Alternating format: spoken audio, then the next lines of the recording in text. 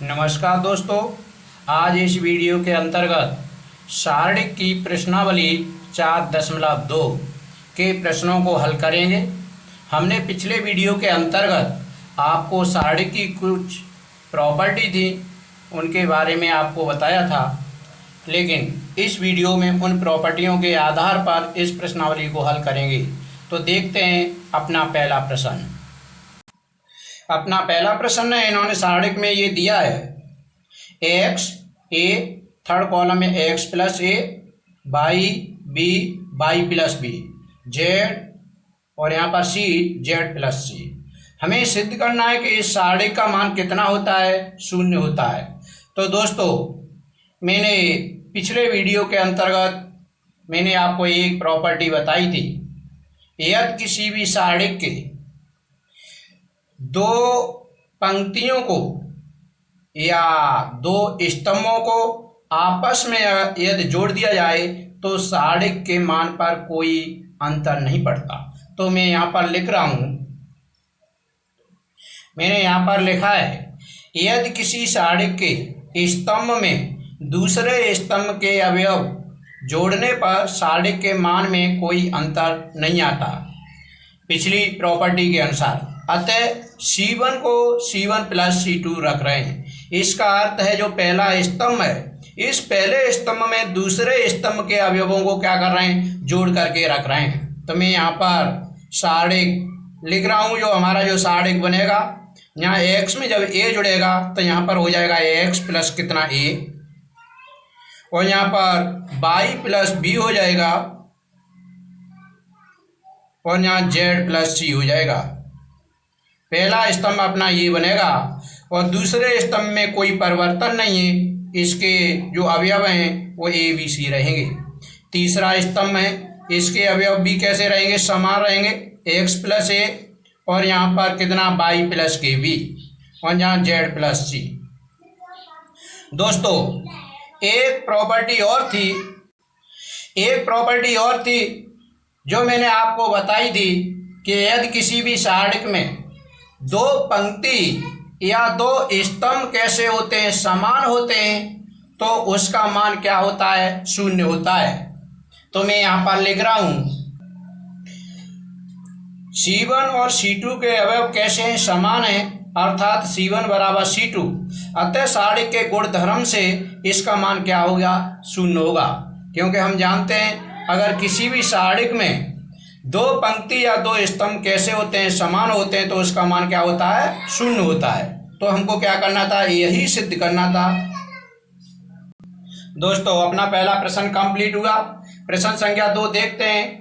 ये इन्होंने दिया है ए रड बी, बी रड सी, सी रड ए, ये एक शारीरिक है, इसका मान क्या है, 0 हमें सिद्ध करना है। तो यहाँ पर हम लेफ्ट हैंड साइड लेते हैं। लेफ्ट हैंड साइड के अंतर्गत हम कर क्या रहे हैं कि इन तीनों स्तंभों को क्या कर रहे हैं, हम जोड़ दिए दे रहे हैं। अर्थात C1 के स्थान पर मैं लिख रहा हूं पहले स्तंभ के अवयव, दूसरे स्तंभ के अवयव और तीसरे स्तंभ के अवयवों को क्या कर रहा हूं, जोड़ के रख रहा हूं। अगर मैं यहाँ रखता हूं तो होता क्या है, देखें, यहाँ पे होगा ए रड बी प्लस बी रड सी प्लस सी रड ए होगा। यहाँ पर बी रड सी प्लस सी रड ए और प्लस ए रड बी होगा। यहाँ पर सी रड ए प्लस ए रड बी प्लस बी रड सी। ये पहला स्तंभ हो गया। दूसरे स्तंभ में हमने कोई परिवर्तन किया नहीं, जैसा रखा है वैसा ही रखा ही रहने दिया हमने। तो यहाँ बी रड सी और यहाँ पर कितना सी रड ए और यहाँ पर ए रड बी, और यहाँ पर कितना होगा सी रड ए तीसरा स्तंभ और यहाँ ए रड बी और यहाँ पर बी रड सी। इतना हमारा शारीरिक बन करके आ रहा है। अगर दोस्तों देखते हैं तो इस स्तंभ में इस ए से क्या हो जाएगा, ये ए कैंसिल हो जाएगा, इस सी से ये सी कैंसिल हो जाएगा, क्योंकि माइनस और plus, minus B plus B. इसी प्रकार से इससे ये कैंसिल हो जाएगा। अर्थात अगर हम देखें तो यहाँ पर पहले स्तंभ में शून्य अवयव बचेगा, क्योंकि ये सारे के सारे अवयव क्या हो जाएंगे, एक दूसरे से कैंसिल हो जाएंगे। और जो दूसरा स्तंभ है हमारा, दूसरा स्तंभ हमने सेम रखा b माइनस के c माइनस के a और यहाँ a माइनस के b, और यहाँ पर है c माइनस के a और यहाँ a माइनस के b और b माइनस के c। सारणिक के नियम के अनुसार यहाँ पर सारणिक के नियम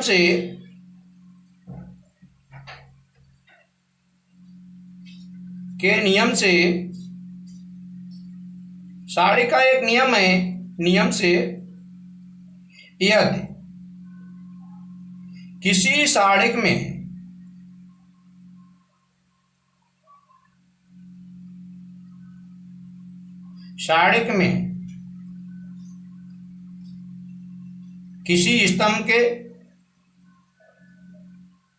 किसी स्तंभ या दोस्तों पंक्ति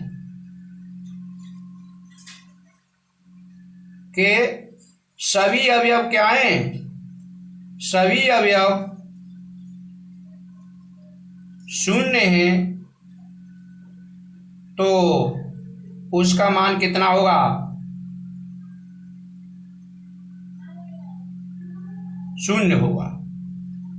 तो इस तरह से पहले स्तंभ के सभी अवयव क्या हैं, शून्य हैं, तो इस सारणिक का मान क्या होगा, हमारा शून्य होगा। और यही हमें जो राइट हैंड साइड में क्या करना था, सिद्ध करना था। तो ये अपना यहाँ पर सिद्ध हो रहा है।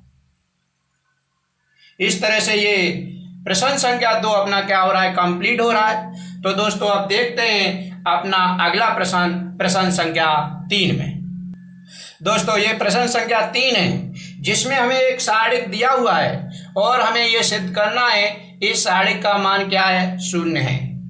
तो यहाँ पर हम देख रहे हैं हमारा जो थर्ड जो का ये स्तंभ है, यहाँ पर कितना है, हमारा 65 है। तो हम देखते हैं इन दोनों स्तंभों की सहायता से कि हम किसी तरह से 65 बना सकते हैं। तो यहाँ पर देखा, अगर इसमें 9 का गुणा कर दें कितना हो जाएगा, 63 हो जाएगा, और उसमें अगर 2 जोड़ दें तो कितना हो जाएगा, 65 हो जाएगा, अर्थात 65 के बराबर हो रहा है। क्या 9 का गुणा करके इसे जोड़ करके ये भी आ रहा है, 9 8 72 और 3 कितना हो जाएगा, 75 हो जाएगा, आ रहा है। 9 में 81 और 81 में 5 जोड़े तो कितने हो जाएंगे, 86 हो जाएंगे। तो दोस्तों सारणिक की एक प्रॉपर्टी थी कि अगर किसी भी स्तंभ में अगर किसी अचर से गुणा करके किसी दूसरे स्तंभ में अगर जोड़ दिया जाए तो सारणिक के मान में कोई अंतर नहीं आता। तो यहाँ पर मैं लिख रहा हूँ, यहाँ पर C1 बराबर लिख रहा हूँ दोस्तों C2, C1 बराबर C1 और प्लस C2 में 9 का गुणा करके और क्या कर रहा हूँ, जोड़ दूंगा और उसे क्या कर दूंगा, C1 के स्थान पर रख दूंगा। तो कितना हो जाएगा, 7 में 63 2 65 हो जाएगा। तो यहाँ पर 65 होगा, यहाँ कितना होगा, 75 होगा, और यहाँ पर कितना हो जाएगा, 86 हो जाएगा। दूसरे स्तंभ में हमने कोई परिवर्तन किया नहीं है, तो दूसरा स्तंभ हमारा सेम रहेगा। इसी प्रकार से तीसरे स्तंभ में भी कोई परिवर्तन नहीं किया है। तो इस तरह से अगर हम देखें तो दोस्तों यहाँ पर पहला स्तंभ कहने का अर्थ है C1 और C2 क्या C3 क्या हो रहे हैं, आपस में क्या हो रहे हैं, बराबर हो रहे हैं, क्योंकि इनके अवयव आपस में क्या है, बराबर हैं। और हम सारणिक के गुण धर्म के अनुसार हम जानते हैं कि यदि किसी सारणिक में 2 स्तंभ आपस में कैसे होते हैं, बराबर होते हैं, तो उस सारणिक का मान क्या होता है, शून्य होता है। यहाँ पर लिख देंगे, हम जानते हैं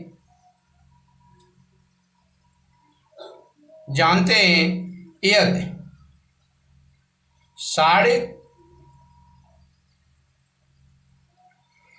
के 2 स्तंभ कैसे हैं,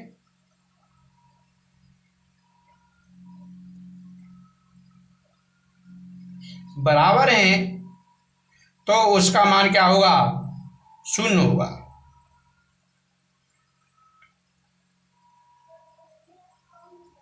शून्य होगा। अतः लिख सकते हैं हम 65 75 86 7 8 9 65, 75, 86, इसका मान कितना होगा? 0 होगा। दोस्तों यही हमें सिद्ध करना था और अपना ये प्रश्न क्या हो रहा है? कंप्लीट हो रहा है। तो इस तरह से अपना तीसरा प्रश्न कंप्लीट हो गया है। अब देखते हैं अपना अगला प्रश्न, प्रश्न संख्या 4।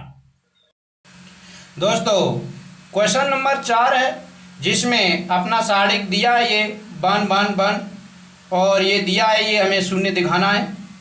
तो मैं क्या कर रहा हूँ, पहले स्तंभ में दूसरे स्तंभ के तीसरे स्तंभ के अवयवों को जोड़ करके लिख रहा हूँ। तो मेरा पहला स्तंभ रहेगा 1 1 1 और दूसरे स्तंभ की जगह पर आ जाएगा मेरा कितना? BC, और BC में मैंने इनको क्या कर दिया है? जोड़ दिया है A, और इसका मल्टीप्लिकेशन करके लिख रहा हूँ मैं AB, और इसका इसमें गुणा होगा AC, ये होगा। और यहाँ पर CA और प्लस इसका इसमें गुणा हो करके BC प्लस के BA, और यहाँ पर कितना? AB प्लस इसका इसमें गुणा हो करके आएगा CA प्लस के CB। तीसरा स्तंभ मेरा जैसा तैसा है A, यहाँ पर कितना? B प्लस C, यहाँ B, यहाँ कितना? C प्लस A, और यहाँ पर C, और यहाँ पर कितना? A प्लस V, ये हो गया। दोस्तों अगर आप ध्यान से इसको देखें, अगर आप ध्यान से इसे देखेंगे तो देखिए BC यहाँ पर है, BC यहाँ पर है, और BC यहाँ पर है, AB यहाँ पर है, AB यहाँ पर है, AB यहाँ पर है, AC यहाँ पर है, AC यहाँ पर है, AC यहाँ पर है। अर्थात इस स्तंभ के अंतर्गत जितने भी अवयव हैं वे कैसे? समान हैं। तो ऐसा करते हैं, C2 से हम क्या करते हैं? AB प्लस C2 से AB plus BC plus CA common लेने पर यहां से जो है हम क्या करते हैं? इसको कॉमन ले लेते हैं और इसे हम सारणिक से क्या करते हैं? बाहर लिखे देते हैं। हमने इसे सारणिक से बाहर लिख दिया। पहला जो कॉलम था उसके अवयव हमारे 1 1 1 है। अगर ये पूरी चीज हमारी बाहर कॉमन हो गई तो यहाँ पर भी अवयव हमारा 1 1 1 ही बचेगा। यहाँ पर हमारा बचा ये B प्लस के कितना? C, और यहाँ पर B, और यहाँ पर C प्लस के कितना? A, और यहाँ पर C, और यहाँ A प्लस के V। यहाँ पर अगर हम देखते हैं कि यहाँ पर पहला स्तंभ और दूसरा स्तंभ जो दिया है हमें, इसके अवयव कैसे हैं? समान हैं। और हम जानते हैं कि यहाँ पर C1 बराबर क्या है? C2। हम जानते हैं दो स्तंभ बराबर हैं, तो इस सारणिक का मान क्या होगा? इसके गुण धर्म के अनुसार क्या होगा? 0 होगा। तो इसका मान क्या हो जाएगा? 0। अर्थात सारणिक के गुण धर्म से के नियम से